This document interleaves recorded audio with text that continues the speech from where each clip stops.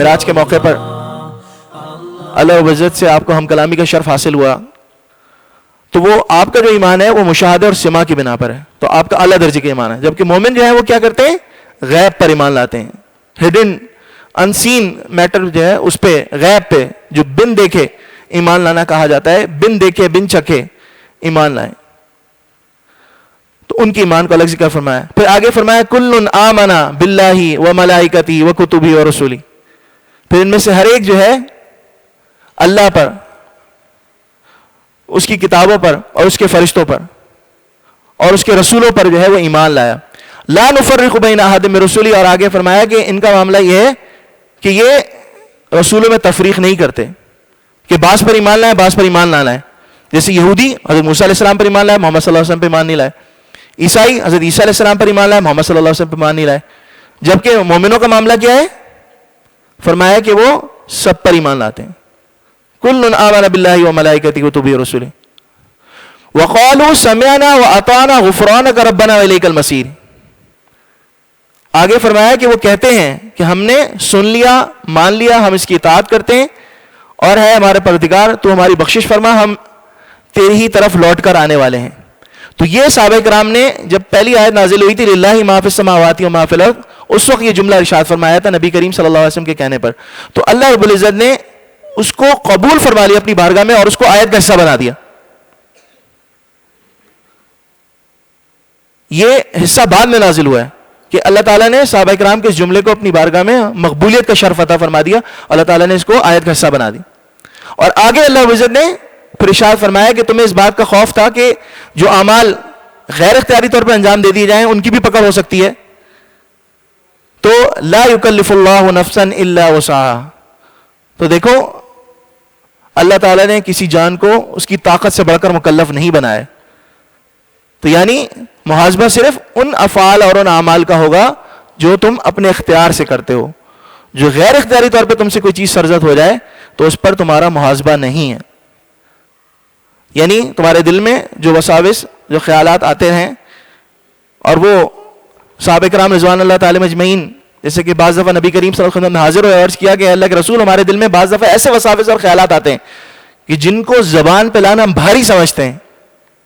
تو نبی کریم صلی اللہ علیہ وسلم فرمائے یہ تمہارے خالص مومن ہونے کی نشانی ہے کہ تم ان وساوس اور خیالات کو زبان پہ لانا بھاری سمجھتے ہو، یعنی وہ برے خیالات ہیں تو تم عملی طور پہ ان کو انجام نہیں دیتے ہو.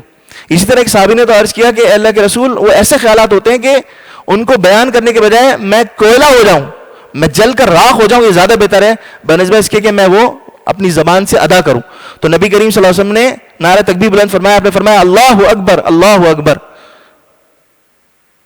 بڑائی ہے اس اللہ کے لیے جس نے شیطان کے خیالات اور وساوس کو صرف ذہن تک رہنے دیا، ذہن تک ہی رہنے دیا، تصورات کی دنیا میں ہی رہنے دیا، خیالات کی دنیا میں رہنے دیا، عملی طور پر انجام کی نوبت نہیں آئی.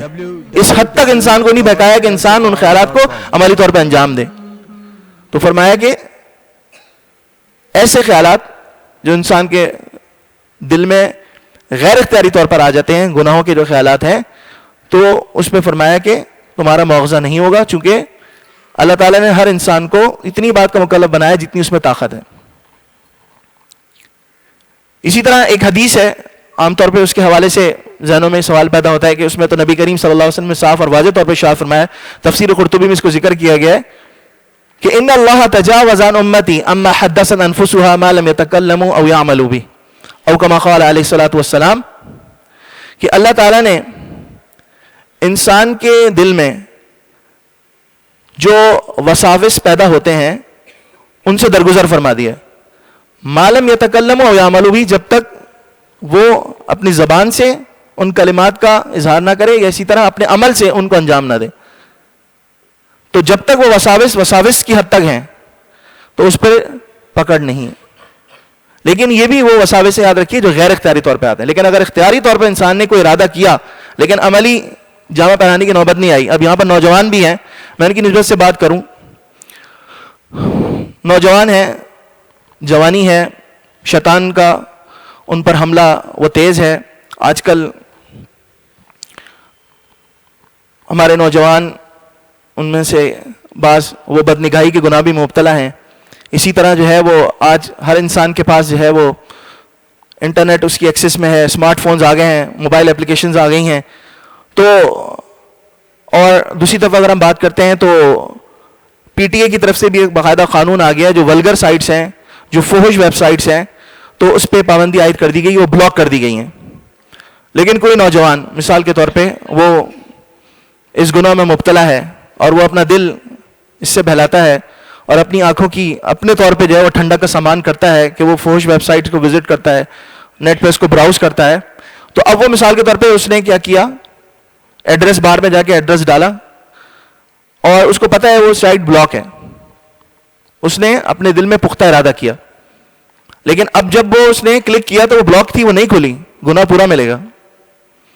یا اسی طرح مثال کے طور پہ اس کو پراکسی پتا تھی، کوئی پراکسی ہے اس کی، وہ پراکسی ڈالی پھر بھی نہیں کھلا، تو بظاہر دیکھا جائے تو وہ اس نے اپنے ناجائز لذت نہیں اٹھائی اپنی آنکھوں سے، چونکہ وہ سائٹ ہی نہیں کھلی جو وہ کھولنا چاہ رہا تھا. شیطان اس کو وسوسے میں مبتلا کر رہا تھا، لیکن گناہ پورا ملے گا چونکہ اس نے پختہ ارادہ کر لیا تھا. تو یہ تو وہ ہے جو پختہ ارادہ اگر آپ نے دل میں کیا ہے اور عملی طور پہ انجام نہیں دیا لیکن گناہ ملے گا. لوگ عام طور پہ اس کے حوالے سے غلط فہمی مبتلا ہیں، اس لیے اس کو کھول کر وضاحت کے ساتھ بیان کر دیا. تو بہرحال اس آیت کے اندر اللہ بزرگ نے شاہ فرما دیا کہ لا یکلف اللہ نفسا الا وسعہا، کہ غیر اختیاری جو اعمال ہیں اگر وہ تم سے سرزد ہو جاتے ہیں تو ان پہ اللہ تعالیٰ کی طرف سے پکڑ نہیں ہے. لیکن یہاں ایک مسئلہ اور بھی سمجھ لیں کہ یہ جو پکڑ ہے یہ آخرت کے اعتبار سے، دنیاوی حکام کے اعتبار سے بعض مرتبہ اس پہ سزا مرتب ہوتی. مثال کے طور پہ ایک آدمی نماز کے اندر دوسری رکعت، 4 رکعت والی نماز ہے، دوسری رکعت میں تحیات میں بیٹھنا اس کے لیے واجب ہے. اگر وہ بیٹھنا بھول جائے وہ تیسری رکعت کے لیے جو ہے نا وہ کھڑا ہو جائے تو کیا ہوگا، سجدہ سہو کرنا پڑے گا اس کو. سجدہ سہو کرے گا تو نماز پوری ہوگی. اگرچہ اس نے بھول چوک سے کیا تو دیکھا جائے تو اس کو نماز ہو جانی چاہیے، نہیں، آخرت میں پکڑنی ہے. یہ اسی طرح مثال کے طور پہ ایک آدمی نماز میں بول پڑا، یا مثال کے طور پہ بے خیالی میں موبائل بجا اور اس نے جو ہے وہ کال اٹینڈ کر لی بے خیالی میں، تو نماز فاسد ہے اس کی، آخرت میں پکڑنی ہے لیکن دنیاوی کام کے اعتبار سے. اسی طرح ایک آدمی نے کیا ہوا، غیر اختیاری طور پر کسی کا قتل کر دیا. مثال کے طور پہ سڑک پہ وہ گاڑی چلا رہا تھا، صبح آفس پہنچنا تھا، اب وہ تیزی میں گاڑی چلا رہا ہے، اچانک سامنے سے ایک بائک آ گئی، اس کو اس نے ہٹ کر دیا اور وہ بائک جو ہے نا وہ دور جا کے گری اور آدمی کا جو سر ہے وہ سڑک سے ٹکرا گیا اور وہ آدمی مر گیا. وہ غیر اختیاری طور پہ انجام دیا ہے، لیکن دنیاوی حکام کے اعتبار سے کیا ہوگا، اس پر دیت لازم ہوگی. آخرت میں اللہ کی بارگاہ میں پکڑ نہیں ہوگی. لیکن ایک انسان اگر اختیاری طور پر، جیسے ہم بات کرتے ہیں جیسے ٹارگٹ کلنگ ہے، یا جو اسٹریٹ کرائمز ہو رہے ہیں جس میں باقاعدہ گن پوائنٹ پہ موبائل اسنیچ کرنے کے لیے یا مثال کے طور پہ خواتین سے زیورات لوٹنے کے لیے اس نے جو ہے باقاعدہ گن دکھائی اور اس پہ جو ہے اس نے کیا کیا، کسی انسان کی جان لے لی، مزاحمت کی اور مزاحمت پر جان لے لی، پورا گناہ ملے گا. تو یہ تفصیل آپ کے سامنے آ گئی. تو آگے آیت میں اللہ نے ارشاد فرمایا کہ لہا ما کسبت وعلیہا ما اکتسبت، کہ جو انسان اپنے ارادے سے جو اچھا کام کرے گا اس کو ثواب ملے گا، جو برا کام کرے گا اس کا وبال ملے گا. تو یہ ساتھ میں ذہن میں رہے، لہا ما کسبت، جو انسان نے اپنے نفس کے لیے اچھا کام کیا، اپنے اختیار سے کیا، اس پہ اس کو جزا ملے گی. وعلیہا ما اکتسبت، اور جو کوئی برائی کا ارتکاب کیا تو اس پر اس کو سزا ملے گی. آگے ارشاد فرمایا کہ جو ایمان والے بندے ہیں ان کا کیا حال ہے، ربنا لا تؤاخذنا ان نسینا او اخطانا. وہ اللہ وجہ سے دعا کرتے ہیں اور کہتے ہیں کہ اے ہمارے پروردگار، لا تؤاخذنا ان نسینا او اخطانا، ہماری کسی بات پر مواخذہ نہ فرمانا اگر ہم بھولے سے یا خطاً ان انٹینشنلی کسی گناہ کا ارتکاب کر بیٹھے تو اے اللہ ہماری پکڑ نہ فرمانا. تو بنیادی طور پہ دیکھا جائے تو ابھی آپ کو بتا دیا گیا کہ بھول چوک سے ہو، غیر اختیاری طور پر ہو تو وہ اس میں پکڑ نہیں ہوتی. تو یہاں پر جو دعا ہے اس میں تو یہی سکھلایا جا رہا ہے کہ ہمارے رب ہماری پکڑ نہیں فرمانا. تو جب پکڑ ہی نہیں ہے تو پھر پکڑ نہ فرمانا اس کا کیا مطلب ہے؟ اس کا مطلب یہ ہے کہ اللہ اپنی نعمت کا یہاں پر بندوں سے قرار کروا رہا ہے کہ دیکھو یہ اللہ کی نعمت ہے تم پر، کہ تم سے اگر کوئی بھول چوک ہو رہی ہے تمہاری پکڑ نہیں ہو رہی. یہی وجہ نبی کریم صلی اللہ علیہ وسلم نے فرمایا کہ رفع عن امتی الخطا والنسیان، میری امت سے خطا ان انٹینشنلی کوئی عمل ہو جائے، اسی طرح بھول چوک سے کوئی عمل ہو جائے وہ معاف ہے. تو آخرت میں اس پہ پکڑ نہیں ہے، دنیاوی اعتبار سے اس میں مواخذہ ہوگا. آگے جو ہے شاہ فرمایا ربنا لا تؤاخذنا ان نسینا او اخطانا ربنا ولا تحمل علینا اصرا کما حملته علی الذین من قبلنا. یہ بھی میں آپ کو جو صحابہ کرام کے دلوں میں سوال اٹھا تھا اس کا جو جواب آیا یہ میں آپ کو بتا رہا ہوں. اب ان آیات کی جو فضیلت ہے وہ میں آپ کو آخر میں بتاؤں گا، تو پھر آپ کو اندازہ ہوگا کتنی عظمت والی آیت ہیں. آگے ارشاد فرمایا کہ ربنا لا تؤاخذنا ان نسینا او اخطانا ربنا ولا تحمل علینا اصرا کما حملته علی الذین من قبلنا. اے اللہ ہمارے اوپر اس طرح کا بوجھ عائد نہ فرما جس طرح تو نے پچھلی قوموں پر بوجھ کو عائد فرمایا تھا. یعنی اعمال کا وہ بوجھ ہم پر نہ ڈال جو پچھلی قوموں پر ڈالا. بنی اسرائیل مراد ہے. بنی اسرائیل ان کے حوالے سے جو حکامات تھے وہ بہت سخت حکامات تھے. اگر مثال کے طور پہ کسی انسان سے گناہ ہو جاتا تو اس کے لیے جو اللہ عزت نے بعض گناہوں کے ارتکاب کی صورت میں جو شرط رکھی تھی وہ یہ تھی کہ اپنے آپ کو قتل کرو. زبانی توبہ استغفار سے کام نہیں چلے گا، اپنی جان کو قتل کرو. خود سورہ بقرہ میں اللہ عزت نے ارشاد فرمایا کہ وَإِذْ قَالَ مُوسَىٰ لِقَوْمِهِ يَا قَوْمِ إِنَّكُمْ ظَلَمْتُمْ أَنفُسَكُمْ بِاتِّخَاذِكُمُ الْعِجْلَ فَتُوبُوا إِلَىٰ بَارِئِكُمْ فَاقْتُلُوا أَنفُسَكُمْ. حضرت موسیٰ علیہ السلام جب کوہ طور پہ تشریف لے گئے تھے اور وہاں آپ نے 40 دن گزارے اور پھر اللہ عزت کی طرف سے تورات عطا ہوئی اور آپ لے کر واپس جب لوٹے تو قوم ایک بچڑے کی پوجا میں مبتلا ہو گئی تھی. تو اس موقع پر حضرت موسیٰ علیہ السلام نے ناراضگی کا اظہار فرمایا. اللہ تعالیٰ کی طرف سے حکم ہوا کہ اب ان کی جو توبہ کا طریقہ ہے وہ یہ کہ ایک دوسرے کو قتل کریں. اور وہ طریقہ یہ بتایا گیا کہ جو لوگ بچڑے کی پوجا میں مبتلا نہیں ہوئے تھے وہ ان لوگوں کو قتل کریں جو بچڑے کی پوجا میں مبتلا ہوئے تھے. اور روایت میں آتا ہے کہ صبح انہوں نے اس پر عمل کرنا شروع کیا. حضرت موسیٰ علیہ السلام نے فرمایا کہ تمہاری توبہ اسی صورت میں قبول ہوگی کہ جب تم ایک دوسرے کا قتل کرو. یعنی جنہوں نے بچڑے کی پوجا کی ہے ان کا وہ لوگ قتل کریں گے جنہوں نے بچڑے کی پوجا نہیں کی. اور فرمایا کہ وہ توبہ پر انہوں نے عمل کرنا شروع کیا جو صورت بیان کی گئی تھی. تو شام تک 70,000 لوگوں کا جو ہے قتل ہوا ہے. اور اس کے بعد حضرت موسیٰ علیہ السلام نے اللہ تعالیٰ سے دعا کی تو اللہ عزت نے اس موقع پر فرمایا کہ بس اب تمہاری توبہ قبول ہو گئی. اور یہاں بھی اللہ عزت نے اپنی رحمت کا مظاہرہ فرمایا. بنیادی طور پر سارے لوگ قتل نہیں ہوئے تھے، یعنی جنہوں نے بچڑے کی پوجا کی تھی وہ سب لوگوں کا قتل نہیں ہوا تھا. اللہ تعالیٰ نے صرف 70,000 لوگوں کے قتل کی بنا پر باقی لوگوں کا جو ہے وہ قتل، باقی لوگوں کی توبہ بھی قبول فرما لی. یہاں بھی اللہ عزت نے کرم کا معاملہ فرمایا، اور وہ بھی اس طور پر کرم کہ یہ جو تمہاری توبہ ہے تو اب آخرت میں جو ہے وہ تمہاری پکڑ نہیں ہوگی. تو یہ دنیا میں جو تم نے توبہ کر لی اب آخرت میں تمہارے لیے بخشش کا سامان ہو گیا. تو یہ ان کی توبہ تھی. اور جب ہم امت محمدیہ کے حوالے سے بات کرتے ہیں تو اللہ عزت نے اپنے پیارے حبیب صلی اللہ تعالیٰ علیہ وسلم کے ذریعے سے ہمیں توبہ کے کلمات تلقین فرمائے کہ ہم ان توبہ کے کلمات کو اگر ہم ود کرتے ہیں، اگر کبیرہ گناہ ہے سچے دل سے اگر ہم اللہ تعالیٰ سے توبہ استغفار کرتے ہیں تو اللہ تعالیٰ ہمارے گناہوں کو بخش دیتا ہے. اس میں مزید تفصیل ہے وہ میں آخر میں عرض کروں گا، وہ چیزیں آپ کے سامنے آ جائیں. پہلے تو ایک تو جیسے گناہ آپ نے دیکھا کہ بعض صورتوں میں جو گناہوں کی سنگینی ہے تو اس کا سنگینی کی بنا پر جو اس کی توبہ ہے کیا ہے وہ قتل ہے. جبکہ اسلام کے حوالے سے اگر ہم بات کرتے ہیں بڑے سے بڑا گناہ جو ہے اس کی توبہ وہ اللہ عزت نے اس حساب سے بیان فرمائی ہے، سوائے مثال کے طور پہ کسی انسان نے کسی دوسرے کا ناحق قتل کیا ہے تو اس کی جگہ قصاص میں اس کو قتل کیا جائے گا. باقی معاملات میں ایسا نہیں ہے. جی یہاں تو آپ نے دیکھا کہ عقیدے کے معاملے میں گڑبڑ کی انہوں نے تو اللہ عزت کی طرف سے جو ہے ان کی سخت سزا آئی. دوسری چیز کیا تھی؟ دوسری چیز بنی اسرائیل کے حوالے سے یہ تھا کہ مال میں 1/4 مال جو ہے زکوٰۃ نکالنا ان پر فرض تھا. ہمارے یہاں کیا ہے امت محمدیہ میں 40واں حصہ، یعنی 40 میں آپ 1 روپیہ زکوٰۃ دیتے ہیں، جبکہ ان کے لیے کیا ہے 1/4 حصہ. 1/4 حصے کا مطلب کیا ہو گیا 10 روپے. 40 روپے میں 10 روپے ان کے لیے جو ہے وہ زکوٰۃ لازم تھی. تیسری چیز اگر ان کا کپڑا کبھی ناپاک ہو جاتا تو وہ دھونے سے پاک نہیں ہوتا تھا بلکہ اس کو کاٹنا پڑتا تھا. جبکہ امت محمدیہ اللہ تعالیٰ نے کیا آسانی رکھی ہمارے لیے کہ اس کو دھو لے تو وہ کپڑا پاک ہو جاتا ہے. وہ دیکھیے بنی اسرائیل کے اندر وہ یہ تھا کہ اس حصے کو کاٹنا پڑتا تھا. اسی طرح اگر ہم بات کرتے ہیں تو بنی اسرائیل کے اندر ایک معاملہ یہ بھی تھا اللہ کی طرف سے، اگر رات کو کوئی گناہ کرتا تھا تو صبح اس کی چوکٹ پہ لکھا ہوتا کہ رات کو اس نے یہ گناہ کیا. مثال کے طور پہ رات کو اس نے چوری کی تو صبح اس کے دروازے پہ لکھا ہوتا کہ اس نے چوری کی ہے. یا رات کو اس نے زنا و بدکاری کا کام کیا تو صبح اس کے دروازے پہ لکھا ہوتا ہے اس نے زنا و بدکاری کی. وہ چیز ظاہر ہو جاتی. جبکہ امت محمدیہ صلی اللہ علیہ وسلم کے حوالے سے کیا ہے معاملہ؟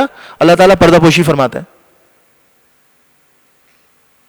تو انسان اللہ کی طرف متوجہ ہو اور توبہ استغفار سے کامل. اسی طرح ان پہ بعض حلال چیزیں جو امت محمدیہ کے حلال ہے ان پہ حرام قرار دی گئی نہیں. مثال کے طور پہ ان کے لیے جو ہے وہ نماز صرف مسجد میں ادا کرنے کی اجازت تھی، گھر میں اور کسی اور مقام پہ نماز ادا نہیں کر سکتے. امت محمدیہ کی سہولت ہے کہ اگر مسجد انسان نہ پہنچ سکتا ہو، ویسے تو مردوں کے لیے سنت موقدہ ہے، لازم ہے کہ وہ مسجد آ کر نماز ادا کریں.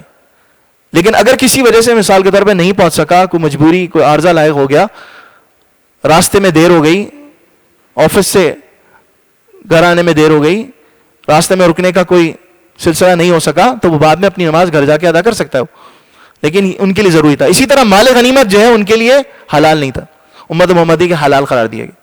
تو یہ ہے ربنا ولا تحمل علینا اصرا کما حملت علی الذین من قبلنا، کہ اللہ پچھلی قوم پر جو تو نے اعمال کا بوجھ ڈالا تھا اللہ ہمارے پر مت ڈال.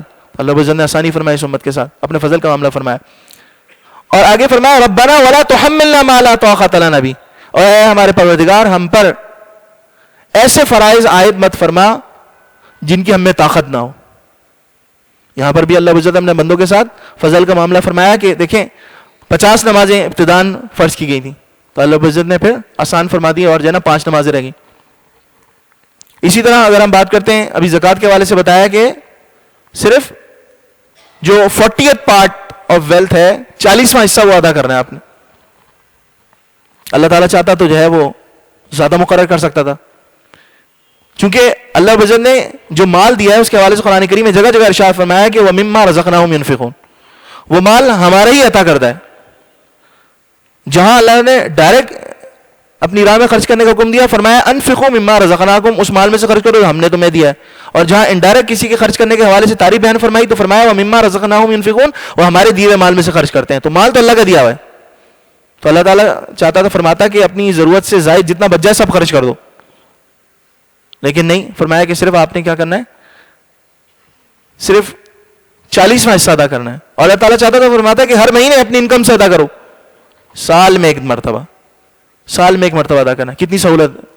پھر اسی طرح اگر ہم دیکھ لیتے ہیں روزوں کے حوالے سے تو سال میں اگر ہم شمسی اور جو قمری مہینوں کے اعتبار سے اگر ہم فرق کرتے ہیں 360 اور 365 دن ہوتے ہیں سال کے اندر، تو اللہ تعالیٰ چاہتا تو 60 دن کے روزے فرض فرما دیتا، لیکن اللہ تعالیٰ نے صرف 30 دن کے، سال میں 12 میں سے ایک مہینے کے جو ہے اللہ تعالیٰ نے روزے فرض فرمائے. اور وہ بھی اللہ تعالیٰ نے اس کے لیے کتنا سہولت کا انتظام فرمایا کہ اجتماعی طور پر روزہ رکھنے کے لیے رمضان میں اللہ عزت نے روزوں کو فرض فرمایا کہ سب اجتماعی طور پر روزہ رکھیں. اگر انفرادی طور پر کہہ دیا جاتا کہ سال میں 30 دن کی گنتی پوری کر لو تو کتنے لوگ ہوتے کہ وہ 30 دن کی گنتی نہیں پوری کر پاتے. اللہ عزت نے اجتماعی طور پر. اور پھر دیکھیں رمضان میں اللہ تعالیٰ نے وہ ماحول پیدا فرمایا، جنت کے جو ہے سارے دروازے کھول دیے جاتے ہیں، دوزخ کے سارے دروازے بند کر دیے جاتے ہیں، شیاطین جنات کو جکڑ دیا جاتا ہے، تو سب کی جو ہے وہ طبیعت اعمال صالحہ کی طرف متوجہ ہوتی ہے، سب لوگ مسجدوں کا رخ کرتے ہیں اللہ عزت کی طرف سے. حج زندگی میں ایک مرتبہ once in a lifetime اللہ عزت نے فرض فرمایا. اللہ تعالیٰ چاہتا تو صاحب استطاعت پر ہر سال لازم فرما دیتا. تو یہاں پر اللہ عزت نے اپنے بندوں کے ساتھ جو مہربانی کا معاملہ فرمایا تو ہم وہ کیا کر رہے ہیں، ربنا ولا تحملنا ما لا طاقت لنا به، اے ہمارے پروردگار ہم پر وہ ایسے فرائض عائد نہ فرما جن کی ہم میں طاقت نہ ہو. تو یہ بھی ہم کیا کریں، یہ اب جب اللہ تعالیٰ نے فرض نہیں فرمائے ایسے ہمارے پر فرائض، تو ہم یہ جو دعا کریں کیا کر رہے ہیں، اللہ تعالیٰ کی نعمت کا شکر ادا کر رہے ہیں. اور آگے فرمایا، آگے جو ہے 4 دعائیں ساتھ بیان فرمائیں، واعف عنا واغفر لنا وارحمنا انت مولانا فانصرنا علی القوم الکافرین. اے اللہ واعف عنا، ہم سے درگزر فرما، ہمیں معاف فرما، واغفر لنا ہماری بخشش فرما، وارحمنا ہم پر رحم فرما، فانصرنا علی القوم الکافرین اور کفار پر ہمیں غلبہ نصرت عطا فرما. یہ 4 دعائیں ارشاد فرمائیں. تو یہ آپ نے دیکھا کہ صحابہ کرام کو جو ڈر و خوف محسوس ہوا تھا تو اللہ عزت نے جو آخری 2 آیات ہیں ان میں صحابہ کرام کا ڈر و خوف دور فرما دیا اور اپنی رحمت کا اللہ تعالیٰ نے اظہار فرمایا. اور اس سے اللہ تعالیٰ کے فضل اور اس کی رحمت کا پتہ چلتا ہے. یہی وجہ ہے کہ ایک حدیث قدسی ہے صحیح مسلم میں حضرت ابو ہریرہ رضی اللہ تعالیٰ سے روایت ہے کہ میں نے نبی کریم صلی اللہ علیہ وسلم کو فرماتے ہوئے سنا ہے، ان اللہ کتب کتابا قبل ان یخلق الخلق ان رحمتی سبقت غضبی وهو مکتوب عنده فوق العرش، کہ اللہ رب العزت نے انسان کی تخلیق سے پہلے ایک تحریر فرمائی اور اس میں فرمایا کہ ان رحمتی سبقت غضبی، میری رحمت میرے غضب پر غالب آ گئی، اور یہ اللہ رب العزت نے اپنے عرش پہ لکھ دیا کہ میری رحمت میرے غضب پہ غالب آ گئی۔ تو یہ جو آخری آیت ہیں ان کے حوالے سے اگر ہم حدیث کا مطالعہ کرتے ہیں تو اتنے فضائل اس میں وارد ہوئے ہیں کہ یہ وہ دو آخری آیت ہیں جس کے حوالے سے صحیح مسلم میں بیان کیا گیا کہ نبی کریم صلی اللہ علیہ وسلم جب معراج پہ تشریف لے گئے تھے تو آپ کو 3 چیزیں عطا ہوئیں۔ ایک تو 5 نمازیں اس امت کے لیے فرض کی گئی، دوسری چیز سورہ بقرہ کی آخری 2 آیات نازل کی گئی، آخری آیت آپ کو بالمشافہ دی گئی۔ قرآن کریم کا جتنا بقیہ حصہ ہے وہ وحی کے ذریعے سے نازل ہوا، حضرت جبریل علیہ السلام وحی لے کر آئے۔ کچھ صورتیں مکی دور میں نازل ہوئیں، کچھ صورتیں مدنی دور میں نازل ہوئیں، کچھ صورتیں نبی کریم صلی اللہ علیہ وسلم کے مکے میں قیام کے دوران نازل ہوئیں، کچھ مدینے میں قیام کے دوران نازل ہوئیں۔ لیکن یہ جو 2 آیتیں ہیں اللہ رب العزت نے براہ راست عرش پر بلا کر جو ہے نبی کریم صلی اللہ علیہ وسلم کو عطا فرمائیں۔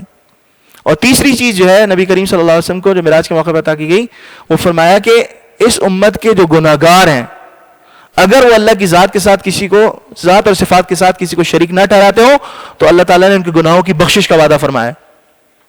اب چاہے وہ توبہ کے ذریعے سے ہو، چاہے اللہ کی رحمت کے ذریعے سے ہو، یا اسی طرح اگر وہ گناہگار ہیں لیکن مومن ہیں تو اگر وہ دوزخ میں ان کو سزا بھی کاٹنی پڑی تو ہمیشہ وہ دوزخ میں نہیں رہیں گے، بلکہ سزا کاٹنے کے بعد وہ جنت میں داخل کر دیے جائیں گے، جبکہ جو کفار کا معاملہ ہے وہ ہمیشہ دوزخ میں رہیں گے۔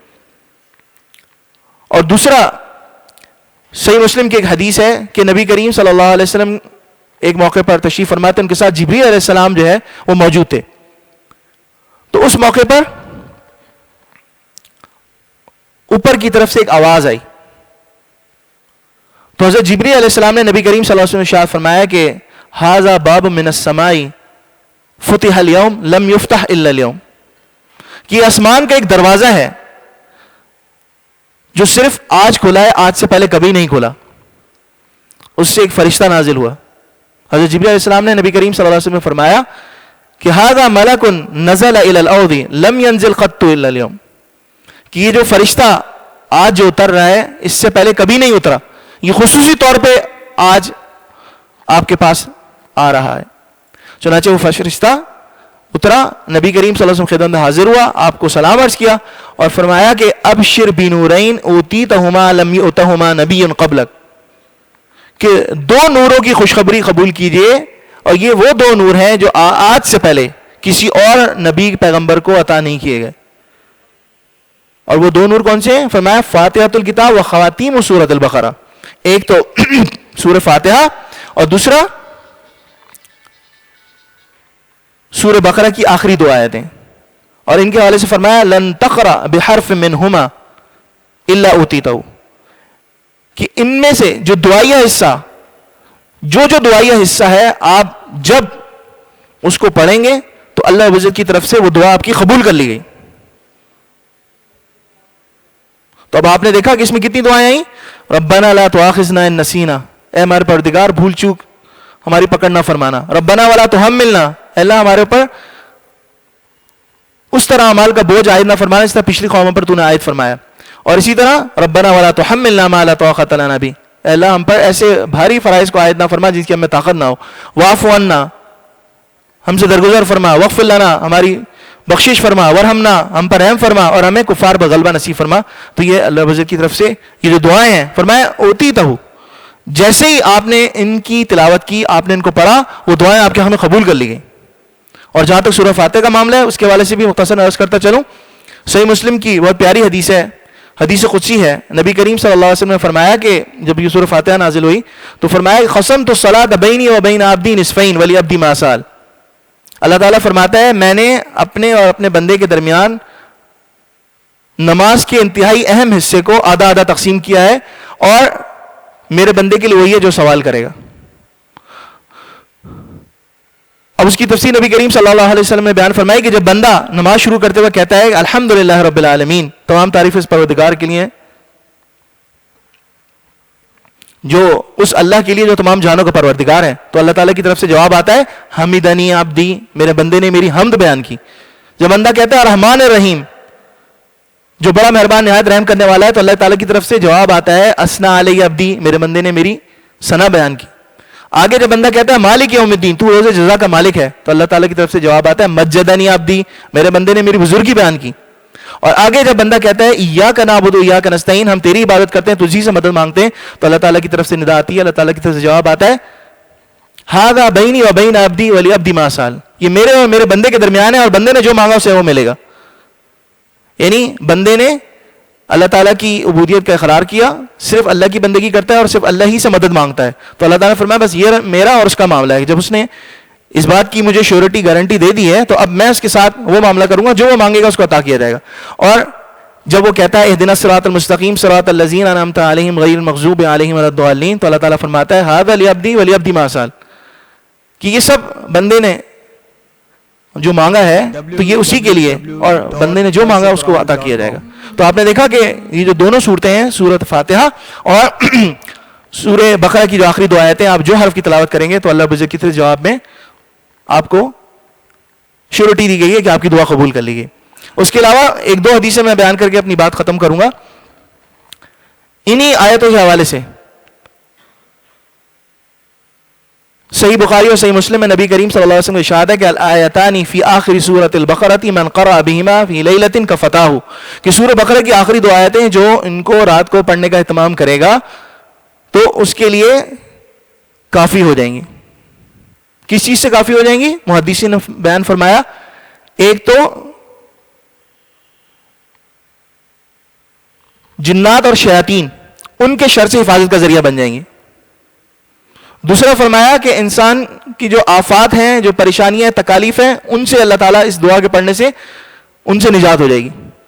تیسری چیز محدثین نے بیان فرمائی کہ رات کے جو اذکار ہوتے ہیں، جو صبح کے اذکار ہیں، رات کے اذکار ہیں، نبی کریم صلی اللہ علیہ وسلم سے جو دعائیں منقول ہیں جو پڑھ کے سونی چاہیے، جو صورتیں ہیں ان کی تلاوت کا اہتمام کرنا چاہیے، جیسے مغرب عشاء کے درمیان سورہ واقعہ ہے، اور عشاء کے بعد جو سورہ ملک ہے، الف لام میم سجدہ ہے، اسی طرح اور دیگر اذکار ہیں، تسبیح فاطمہ ہے، سونے سے پہلے اس کا پڑھنے کا اہتمام کرنا چاہیے۔ تو اگر کسی وجہ سے وہ رہ جائیں اذکار تو یہ ان کی طرف سے کفایت کر جائیں گی یہ دو آیتیں۔ اور ایک چوتھی چیز بیان فرمائی کہ یہ جو نبی کریم سے فرمایا کہ جو شخص ان کی رات کے پڑھنے کا اہتمام کرے گا تو وہ کافی ہو جائیں گی، تو وہ فرمایا کہ اس کے قیام اللیل کی طرف سے کفایت کر جائیں گی، گویا کہ وہ پوری رات نوافل پڑھتا رہا۔ تو اتنی عظمت والی جو ہے یہ آیتیں ہیں، اور یہی وجہ ہے سنن دارمی میں حضرت جبیر بن نفیر ایک صحابی ہیں، وہ فرماتے ہیں نبی کریم صلی اللہ علیہ وسلم نے فرمایا کہ یہ جو دو آخری آیتیں یہ مجھے اس خزانہ خاص سے اللہ عز و جل نے عطا کی ہیں جو عرش عظیم کے نیچے ہے۔ فَتَعَلِّمُوهُنَّ وَعَلِّمُوهُنَّ نِسَاءَكُمْ فَإِنَّهَا صَلَاةٌ وَقُرْبَانٌ وَدُعَاءٌ، تو ان دعاؤں کو، ان آیتوں کو جو دعاؤں پر مشتمل ہے، خود سیکھو، اپنی عورتوں کو سکھاؤ، چونکہ اس میں اللہ کی طرف سے رحمت کا پیغام ہے، اسی طرح اللہ کے یہ قرب کا ذریعہ ہے، اور فرمایا کہ دنیا و آخرت کی بھلائیوں کی دعاؤں پر مشتمل ہیں، تو ان کو خود سیکھو، اپنی عورتوں کو سکھاؤ۔ تو آج ہم یہ پیغام لے کے یہاں سے اٹھیں کہ ہم نے ان کو خود یاد کرنا ہے۔ اکثر لوگوں کو یاد ہے، جن کو یاد نہیں ہے وہ یاد کر لیں، اور اب جب آپ کے سامنے مفہوم آگے انشاءاللہ جب آپ پڑھیں گے تو آپ کو بڑا لطف آئے گا، قلبی تسکین، روحانیت آپ کو حاصل ہوگی۔ تو یہ فرمایا۔ اسی طرح مستدرک حاکم اور بہقی کے اندر نبی کریم صلی اللہ علیہ وسلم نے اپنے بچوں کو بھی سکھانے کی تلقین فرمائی ہے کہ عورتوں کے ساتھ بچوں کو بھی سکھاؤ۔ اور معرف قرآن میں حضرت مفتی شفیع رحمۃ اللہ علیہ انہوں نے جو ہے حضرت عمر فاروق اور حضرت علی کرم اللہ وجہہ، جو دو جلیل القدر صحابہ کرام میں ان کے حوالے سے لکھا ہے، وہ فرماتے ہیں کہ جس کو اللہ تعالیٰ نے ذرا بھی عقل دی ہے، ذرا بھی دین کا فہم دیا ہے نا، وہ دو آیتیں پڑھے بغیر نہیں سوئے گا۔ تو ان دو آیتوں کے پڑھنے کا جو ہے وہ ہم اہتمام کریں۔ تو بہرحال اللہ تعالیٰ کی فضل اور اس کے رحمت کے حوالے سے بات ہو رہی تھی، تو جہاں اللہ رب العزت نے ظاہری اور باطنی گناہوں سے بچنے کی تلقین فرمائی ہے اور اس پر وبال بیان فرمایا، اپنی پکڑ کے حوالے سے وعید ارشاد فرمائی ہے، تو ساتھ میں اللہ رب العزت نے جن بندوں سے نادانی میں گناہ ہو جاتے ہیں اختیاری طور پر غیر اختیاری طور پر اللہ تعالیٰ نے توبہ کا دروازہ رکھا ہے، تو انسان جو ہے وہ اپنے گناہوں سے توبہ کرے.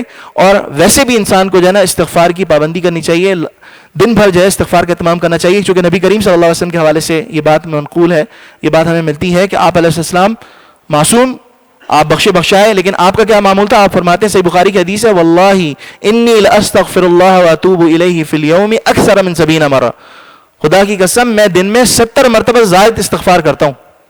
اور صحیح مسلم کی حدیث میں فرمایا کہ یا ایھا الناس توبوا الی اللہ، اے لوگوں اللہ کی طرف رجوع کرو، فانی اتوب الی اللہ فی اليوم 100 مرہ، او کما قال علیہ الصلوۃ والسلام، میں دن میں 100 مرتبہ اللہ کی طرف رجوع کرتا ہوں.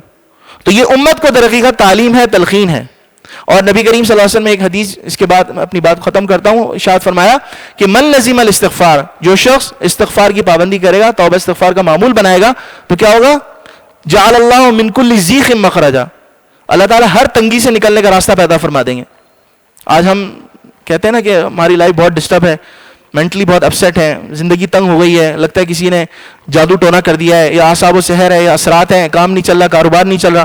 تو فرمایا من کل ضیق مخرجا، ہر تنگی سے نکلنے کا راستہ، وہ من کل ہم فرجا. آج انسان جو ہے وہ کیا کرتا ہے؟ کہتا ہے میں ٹینشن میں ہوں، ڈپریشن میں ہوں، فرسٹریشن میں ہوں، ہائپر ٹینشن کا مریض ہوں، سائیکو ہو گیا ہوں، یا اس کو کہا جاتا ہے کہ تمہارے ساتھ یہ مسائل ہیں. تو فرمایا من کل ہم فرجا، ہر پریشانی سے نجات کا ذریعہ.